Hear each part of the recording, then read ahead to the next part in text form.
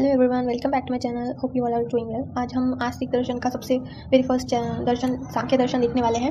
मैंने आपको introductory part में बता दिया है कि आपको किस टाइप से लिखना है। आप सबसे पहले दर्शन की उत्पत्ति, व्याख्या, लक्षण वगैरह सब कुछ लिखने के बाद मेन हेडिंग जो क्वेश्चन में पूछा गया है वो दर्शन लिखना।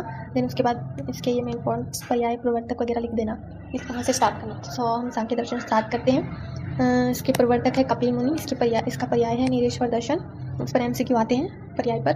फिर इसकी ग्रंथ या टीका, इस पर दो ग्रंथ है जो कपिल मुनि ने लिखी है, एक सांख्य सूत्र और एक सांख्य करिका। सांख्य सूत्र में 6 अध्याय है और 527 सूत्र हैं, और सांख्य सूत्र पर 2 टीका लिखी गई हैं, आसुरी और विज्ञान भिक्षु।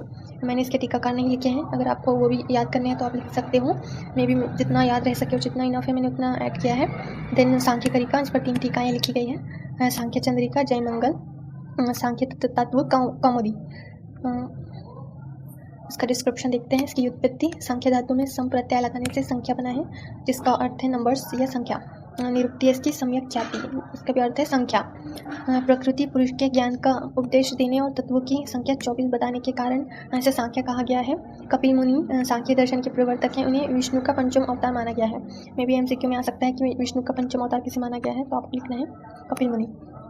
देन इसकी प्रमुख बिंदु, आप इस पर मेन फोकस करना है। त्रिविध दुख निवारण। सेकेंड, सृष्टि उत्पत्ति या तत्व विवेचन।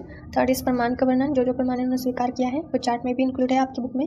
देन त्रिकोण का वर्णन, सत्कार्यवाद, क्षणबंध, षडांगबंध न्याय या अंधापंगु न्याय भी इसे कहते हैं। सो हम एक एक इसका सब हेडिंग डाल के इसको डिटेल में देखते हैं। सबसे पहले त्रिविध दुख निवारण। 3 टाइप्स के दुख बताए गए हैं, अधिभौतिक, अधिदैविक एंड आध्यात्मिक। अधिभौतिक दुख क्या होते हैं, जो भौतिक द्रव्य से होने वाले दुख होते हैं, जैसे पशु, शस्त्र वगैरह से।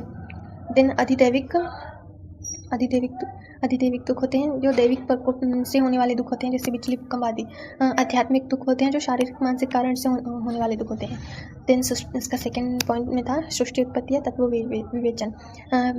सांख्य दर्शन ने 25 तत्वों को माना है और इनको 4 भागों में विभाजित किया है, जैसे जिसमें है केवल प्रकृति, केवल विकृति, प्रकृति और विकृति, ना प्रकृति ना विकृति।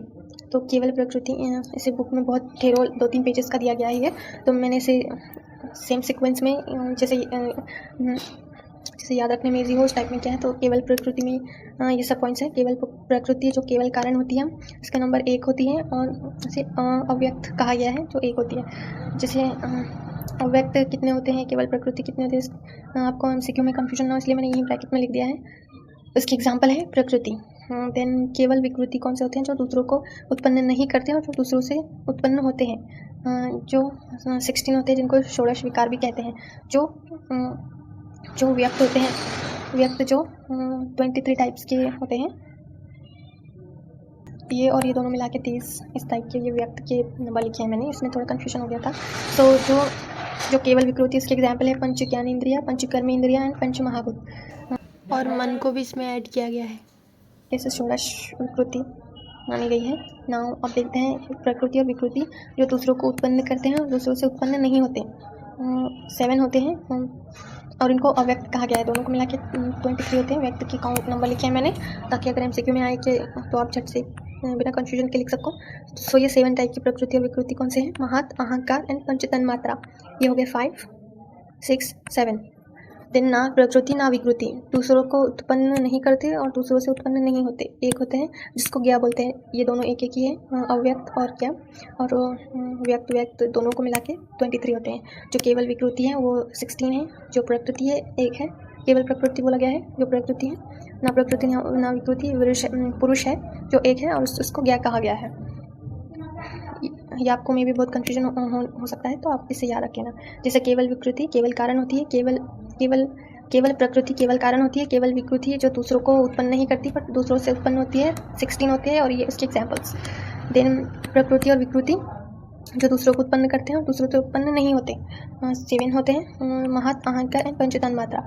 ना प्रकृति ना विकृति, ना तो दूसरों को उत्पन्न करते हैं ना तो दूसरों से उत्पन्न होते हैं। 1 होते हैं जो है पुरुष, ठीक है। और इसका चार्ट सृष्टि उत्पत्ति क्रम दिया गया है, प्रकृति प्लस पुरुष। जैसे महत से अहंकार 3 टाइप के होते हैं, सत्व, रज एंड तम। सत्व रज से पंच ज्ञान इंद्रिया एंड पंच कर्म इंद्रिया उत्पन्न होते हैं, और रज और तम से पंच तन्मात्रा उत्पन्न होते हैं, जो पंच तन्मात्रा से पंच महाभूत की उत्पत्ति होती है। नाउ इसके डिफरेंस भी बुक में दिया गया है, तो वो भी देख लेते हैं। प्रकृति और पुरुष में मे भी MCQ के लिए आ सकता है 5 मार्क्स में। सो ये इसीलिए आप याद रख सकते हो चार्ट के थ्रू। प्रकृति एक होती है, पुरुष अनेक होते हैं। अगर आप ऐसे इस टाइप में हाईलाइट भी करके रखोगे तो आपको लास्ट में ओनली ये हाईलाइट को देख के भी याद रहेगा और पूरा नहीं पढ़ना पड़ेगा। प्रकृति त्रिगुणात्मक होती है और पुरुष त्रिगुणात्मक नहीं होता। प्रकृति अविवेकी होती है, पुरुष विवेकी होता है।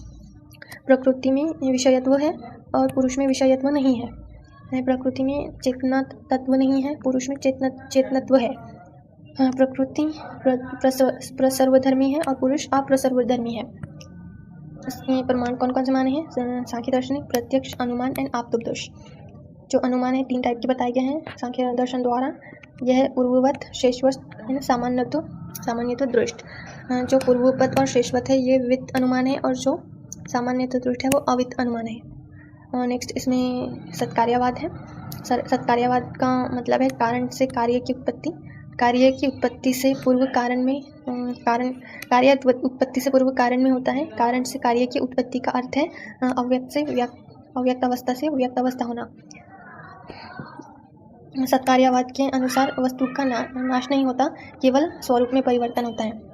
मतलब अभी उत्पत्ति हुई, देन उसका विनाश हुआ, देन उत्पत्ति हुई, देन विनाश, ऐसे साइकिल में। देन त्रिकोण का वर्णन जो सांख्य दर्शन ने किए हैं, इसके मैंने श्लोक्स भी ऐड किए हैं जो हमें बार बार पढ़ने में आते ही हैं। जैसे त्रिकोण का है श्लोक, इसके सत्व रजस तमसम गुणानाम समाहारः, सत्व लघु प्रकाशिकम पुष्टम्बकम चलम च रजः गुरुवर्णक मेवाहि तमः। दोनों अलग अलग हैं, मे बी ये उनके कार्य का है एंड ये उनके नंबर का है। सो सत्व, सबसे पहले सत्व है प्रतीक को दर्शाने वाला, रज अप्रतीक को दर्शाने वाला, तम विशद को दर्शाने वाला। देन इसमें एक अंधा पंगु न्याय बताई गई। हमारा लास्ट पॉइंट रह गया है षडंगबंध न्याय, अंधा पंगु न्याय भी कहते हैं। सांख्य दर्शन में पुरुष को निर्गुण माना है, वे सृष्टि की उत्पत्ति का कारण नहीं हो सकता। प्रकृति को अचेतन माना है, वे भी सृष्टि की उत्पत्ति का कारण नहीं हो सकती। दोनों भी सृष्टि की उत्पत्ति का कारण नहीं हो सकते। जब प्रकृति और पुरुष दोनों का संयोग होता है तब प्रकृति में चेतना आती है और दोनों मिलकर सृष्टि का निर्माण करते हैं। दोनों अलग अलग, दोनों से सृष्टि की उत्पत्ति नहीं हो सकती, दोनों के संयोग से ही होगी। देन जिस प्रकार अंधा देख नहीं सकता पर चल सकता है, इसको एक न्याय से, इस एग्जाम्पल से कोरिलेट किया गया है। जैसे अंधा नहीं देख सकता पर चल सकता है, उसी प्रकार पंगु देख सकता है परंतु चल नहीं सकता। यदि पंगु अंधे के कंधे पर बैठ जाए तो दोनों अपने गंतव्य तक जा सकते हैं। अंधा देख नहीं सकता और पंगु चल नहीं सकता। अंधे के कंधे पर अगर पंगु बैठ जाए तो वो उसको रास्ता बता सकता है, जिससे दोनों भी अपनी गंतव्य तक पहुंच सकते हैं। इसी प्रकार प्रकृति और पुरुष भी अपने स्वार्थ के लिए संयोग करते हैं।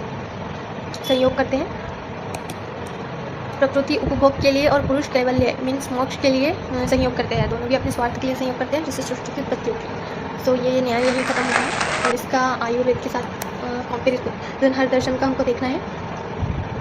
सांख्य दर्शन और आयुर्वेद में सृष्टि उत्पत्ति क्रम समान है। दोनों ने त्रिकोण सिद्धांत को माना है। ये एक पॉइंट सिंगल है।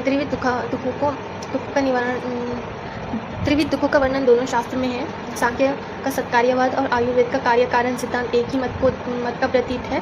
प्रत्यक्ष के 8 बाधक कर्म को दोनों ने माना है। आयुर्वेद के प्रमाणों का अंतर्भाव सांख्य दर्शन ने केवल 3 प्रमाणों में कर दिया है, जो हमने देखा था। प्रत्यक्ष, अनुमान एंड उपमान। अनुमान 3 टाइप के थे, पूर्ववत, शेषवत एंड सामान्यतः दृष्ट। सो यह हमारा सांख्य दर्शन खत्म होता है। Hope it will be easy for you and useful, may be not much boring. आप इसी टाइप से हर दर्शन को करना ताकि हम लोग ज़्यादा देर तक याद रख सकें और बोर ना हो, मे बी